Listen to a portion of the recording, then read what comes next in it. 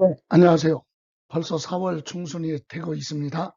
자, 오늘 4월 16일, 오늘부터 이제 취득세 기출문제 들어가는데요.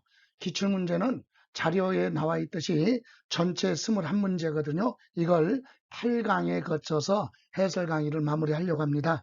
오늘 4월 16일부터 5월 2일까지 여러분 항상 문제풀이는 여러분이 먼저 체크해 보시고 그리고 답을 찾을 수 있을지라도 해설 강의 꼭 들으셔라. 왜? 해설 강의할 때 다른 것도 자꾸 설명을 드리기 때문에 그렇습니다. 자, 그러면 여러분이 체크하신 걸로 간주하고 납세 의무자부터 과세 대상 들어가죠. 자, 취득세 납세 의무의 범위에 대해서 잠깐 기억을 더듬어 보고 그리고 들어가 보죠. 첫 번째, 배우자, 직계, 좀비속 간의 부동산의 거래, 부모, 자식 간의 부동산 매매 거래예요. 그래서 여기 배우자 그랬죠. 배우자 또는 누구예요? 부모, 자식 간의 직계, 좀비속 간의 부동산 거래, 부동산을 거래로 취득한다면 이 부동산은 뭘로 보느냐? 증여다 이거예요. 증여로 취득한 걸로 봅니다. 그러니까 부모 자식 간에 매매를 했어도 정상적인 거래로 인정해 줄 수 없기 때문에 국가는 뭘로 봅니까? 증여 행위로 보고 증여로 취득한 걸로 보죠. 취득세는요. 매매로 취득했느냐 증여로 취득했느냐 상속받았느냐에 따라 과세 표준과 세율이 달라요. 그래서 증여로 취득한 걸로 보는데 다만 다음 1, 2, 3, 4 여기에 해당하는 경우 여기에 해당하는 거래로 취득했다면 그건 정상적인 유상 매매 거래로 인정해 주겠다. 그 첫 번째가 민사집행법에 따라 아버지 부동산이 경매 처분됩니다. 법원에. 근데 배우자나 자녀가 경매에 참여하거나 또는 국세징수법에 의해서 세금을 체납해서 한국자산관리공사를 통해서 공매 처분되죠. 공매 처분되는 그 부동산을 배우자나 자녀가 절차에 따라 낙찰받아서 취득했다면 정상적인 거래로 보고요. 또 2번 법원의 파산 선고 처분으로 인해서 취득하는 경우도 정상적인 거래로 인정하고 등기 등록 대상이 되는 자산하면 부동산이에요. 부동산과 부동산을 서로 교환합니다. 이때 부동산과 한쪽은 등기 대상이고 한쪽은 등기 대상이 아닌 이를테면 부동산과 광어권을 교환했다. 그런 건 안 돼요. 부동산과 부동산을 교환하는 경우에는 양방 다 쌍방이 등기를 해야 되기 때문에 입증되죠. 이런 경우는 인정해 주겠다. 그 외에 자금 출처 등으로 확인해 봤더니 대금 지급한 사실이 증명이 됩니다. 입증 이런 단서가 있을 때만 뭘로 매매 그렇지 않으면 증여로 취득한 걸로 본다. 이렇게 점검하시고 또 하나 많이 물어보는 것이 지금 배우자 등에 대한 거래와 부담부 증여는 양도소득세에서도 물어보기 때문에 꼭 알고 있어야 되는데 부담부 증여의 원래 뜻이 뭐예요? 증여자의 재물을 수증자가 인수 부담하는 조건부 증여를 부담부 증여라고 합니다. 그래서 증여자의 채무를 인수하는 조건을 부담부 증여라고 하죠. 부담부 증여 이렇게 딱 나오면 부담부 증여는 증여자가 갚아야 될 채무를 수증자가 인수해요. 그래서 그 채무에 채무에게 상당하는 부분은 갚을 거니까 무상으로 받은 게 아니죠. 그래서 채무 부분은 뭘로 본다? 유상. 항상 부담부 증여 그러면 채무 부분은 보다 유상거래로 본다. 다만 증여자와 받는 수증자가 배우자, 직계, 좀비속 간의 부담부 증여라면 그때는 인수하는 그 채무가 국가 등에 의해서 명백하게 객관적으로 입증되는 경우에 한해서만 부담부 증여를 인정하고 그렇지 않으면 전체가 뭘로 증여로 간다는 거. 배우자 직계 좀비속 간의 부담부 증여 그러면 전체가 증여. 다만 그 채무액이 국가 등에 의해서 명백하게 입증이 된다. 그런 단서가 있을 때만 부담부 증여 인정합니다. 그거 꼭 기억하시고요. 그럼 이와 관련해서 이제 기출문제 보죠.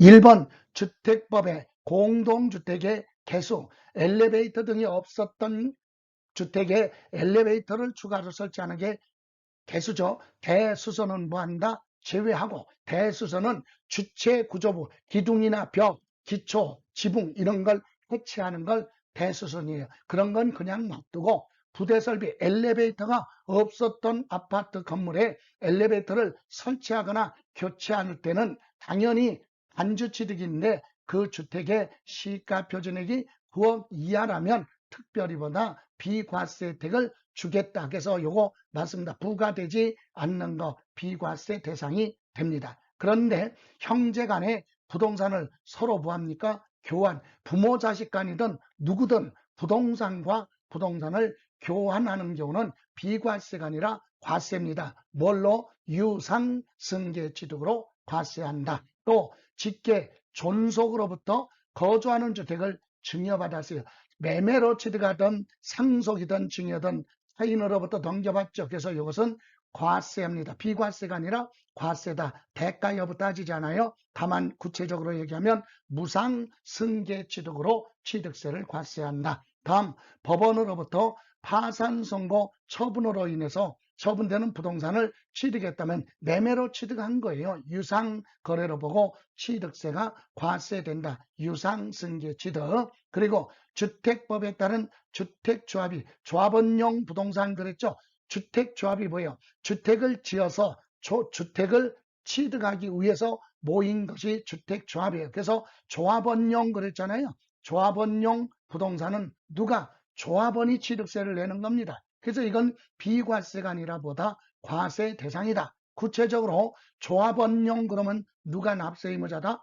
조합원이 납세 의무자고 조합원은 부동산 주택을 최초로 취득하는 원시 취득이죠. 조합원이 원시 취득으로서 취득세 납세 의무자가 되고 참고로 조합원한테 귀속되지 않는 부동산 즉 일반 분양하는 건 주택조합이 원시 취득으로 취득세 내는 거고 조합원용 이렇게 나오면 누가? 조합원이 납세 의무자가 된다는 거. 이렇게 해서 취득세 부과되지 않는 건 답이 1번이 되겠습니다. 다음 2번 갑니다.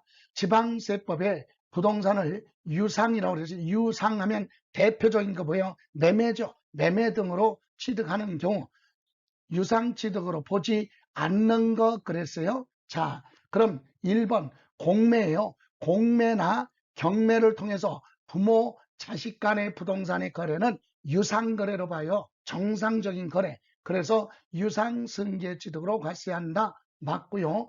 법원으로부터 파산 선고 받은 자산에 처분되는 직계비속 자녀의 부동산을 부모가 취득했다. 파산 선고 역시 유상거래로 과세가 됩니다. 또 배우자의 부동산을 취득하는데 대가를 지급한 사실이 명백하게 증명이 됩니다. 그러면 유상승계취득으로 과세하는 거 맞습니다. 또 권리의 이전이나 행사에 필요한 자산하면 부동산이에요. 부동산을 직계 존속 부모와 자녀가 서로 뭐 했다고요? 교환. 누구랑 교환하든 부동산과 부동산을 교환하는 것은 대가를 주고받은 거다. 유상승계취득.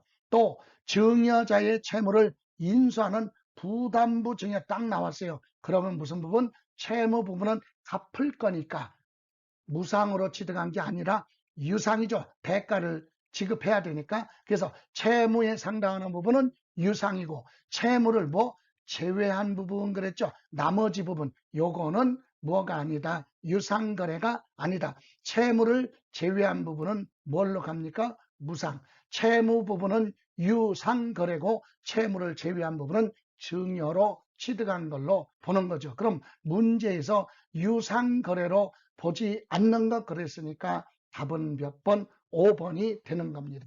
이해가십니까?